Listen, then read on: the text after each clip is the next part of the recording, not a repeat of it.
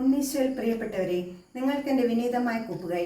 കുന്നേപ്പള്ളിയുടെ വളർച്ചയും ജൂബിലി വർഷവും എന്ന വിഷയത്തെ ആസ്പദമാക്കി സംസാരിക്കുവാനാണ് ഞാൻ നിങ്ങളുടെ മുമ്പിലായിരിക്കുന്നത്. 16-ാം നൂറ്റാണ്ടിൽ കേവലം ഒരു കുരിശ് സ്ഥാപിച്ചുകൊണ്ട് കുന്നേപ്പള്ളിക്ക് ആരംഭമായി. ടിപ്പുവിൻ്റെ പടയോട്ടത്തിൽ കുരിശും കപ്പിളയും പൂർണ്ണമായും തകർക്കപ്പെട്ടു.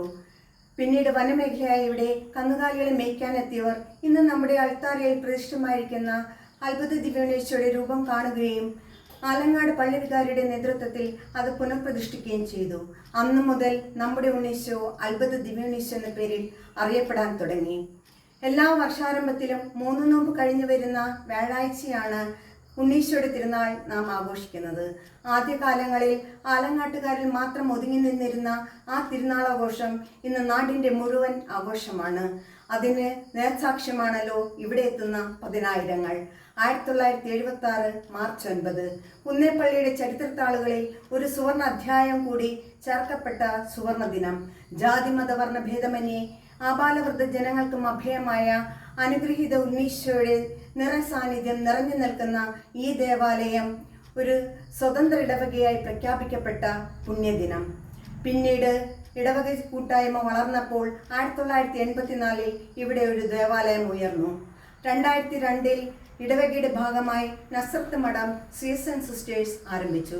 2003-06 കാലഘട്ടത്തിൽ വെള്ളിയാഴ്ചകളിലെ തിരുക്കർമ്മങ്ങൾക്കും 2014 നിത്യാരാധനയ്ക്കും തിരിതെളിഞ്ഞു. 2025 പുതിയൊരു ദേവാലയത്തിൻ്റെ ശിലാസ്ഥാപന കർമ്മം അഭ്യുവന്യ പിതാവ് തോമസ് ചെക്കത്ത് പിതാവ് നിർവഹിച്ചു. ഇന്ന് നാം ആ ദേവാലയത്തിൻ്റെ പണിപ്പുരയിലാണ്. അതോടൊപ്പം സുവർണ ജൂബിലിയുടെ നിറവിലും.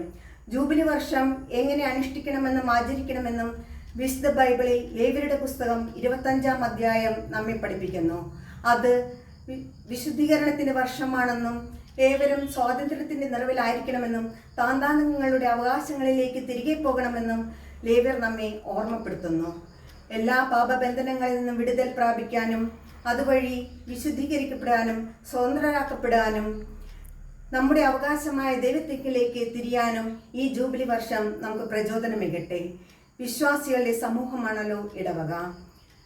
പ്രഥമ വികാരിയായ ജോസ് മാഞ്ഞാലിയച്ചൻ മുതൽ ഇന്നിൻ്റെ വികാരിയായ ജൂലിയസ് കർഗന്തറിയച്ചൻ വരെ നാളിതുവരെ ഈ കുന്നേൽ ഇടവകയെ നയിച്ച എല്ലാ വന്യവൈദികരെയും സമർപ്പിതരെയും ആത്മായ സഹോദരങ്ങളെയും ഏറ്റവും സ്നേഹത്തോടും നന്ദിയോടും കൂടി നമുക്ക് ഓർമ്മിക്കാം. ഈ ജൂബിലി വർഷത്തിൻ്റെ നന്മകൾ നേരുന്നതോടൊപ്പം കുന്നേപ്പള്ളിയുടെ വളർച്ചയ്ക്കായി നമുക്ക് കൈകോർക്കാമെന്ന് ആഹ്വാനം ചെയ്തുകൊണ്ട് ഞാൻ ചുരുക്കുന്നു. സ്തുതിയായിരിക്കട്ടെ.